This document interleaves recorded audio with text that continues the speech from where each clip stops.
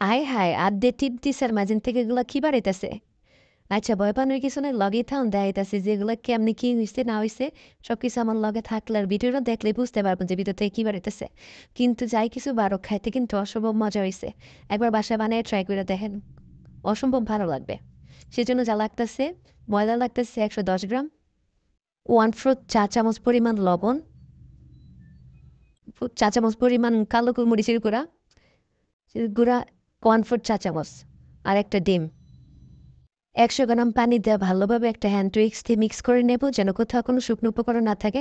একটা মসৃণ মিশ্রণ তৈরি করব। এবার ১০০ গ্রাম চিজ নিয়ে লম্বা লম্বা করে কেটে নেব। এক টুকরো চিজ নিয়ে আগে থেকে রেডি করা যে মিশ্রণটা আছে এটার ভিতরে দিয়ে কাঁটা চামচের সাহায্যে ভালোভাবে মিশ্রণটা লাগিয়ে নিয়ে এবার বেশ ক্যামের মধ্যে দিয়ে দেব। বেশ ক্যামের মধ্যে এবার হাত দিয়ে ভালোভাবে চেপা চেপা সম্পূর্ণ বেশ ক্যামগুলাতে কুট করে নেব যেন কোথাও কোনো ফাঁকা অংশ না থাকে। এবার চুলায় একটা ফ্রাই প্যান বসিয়ে দেওয়া, তাতে পর্যাপ্ত পরিমাণ তেল দিয়ে নেব। তেলটা একটু গরম হয়ে গেলে এতে দিয়ে দেবো হলো একে একে এই চিজ ফিঙ্গারগুলা।